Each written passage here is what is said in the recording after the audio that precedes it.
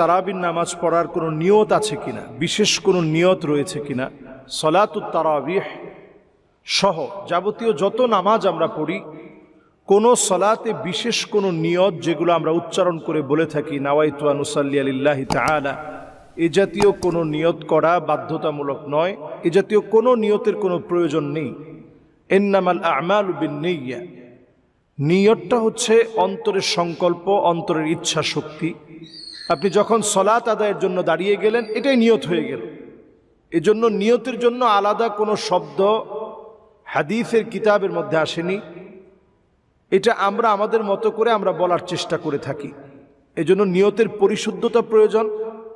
আপনি যখন সলাত আদায়ের জন্য দাঁড়াবেন, এই দাঁড়ানোটাই আপনার জন্য যথেষ্ট হয়ে যাবে। তদুপরি আমরা দেখি যে সাহারিতে একরকম দোয়া পড়া, ইফতারির সময় একরকম দোয়া পড়া, অথবা আমরা রোজা রাখার ক্ষেত্রে আমরা অনেক সময় নাওয়াইতু আন উসাল্লি লিল্লাহি তাআলা যেভাবে নামাজের মধ্যে বলি, তো ঠিক তেমনি আমরা রমাদান মাসে রোজা রাখতে গিয়েও নাওয়াইতু আন আসুমা রমাদান বলে আমরা রমাদানের জন্য যে নিয়ত করে রোজা রাখতে হবে অথবা নিয়তটা আরবিতে পড়তে হবে, এই পড়ার ক্ষেত্রে আমরা অনেকে ভুল পড়ি, অনেকে উচ্চারণগত জটিলতায় পড়ি, কখনো কখনো শব্দ বাদ পড়ে যায়। তো এই জাতীয় কোনো নিয়তের কোনো প্রয়োজন নেই, বরং এই সময়টাতে আপনারা দোয়া করবেন।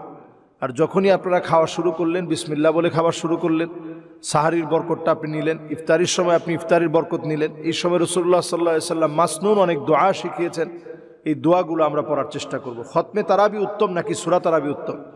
অবশ্যই তারাবির ক্ষেত্রে যেহেতু তারবিহাতুন, একটু রেস্ট নিয়ে, যেটা বিশ্রামের সাথে বিররাহার সাথে অত্যন্ত রেস্ট নিয়ে যে নামাজটা পড়া হয়, এটাকে সালাতুত তারাবি বলা হয়। এই সালাতুত তারাবিতে কোরআনুল কারীমের তেলাওয়াত অত্যন্ত গুরুত্বপূর্ণ। যেহেতু এই মাসটার একটি নাম হচ্ছে শাহরু নুজুলিল কোরআন, এ মাস কোরআন নাজিলের মাস, শাহরু তিলাওয়াতিল কোরআন।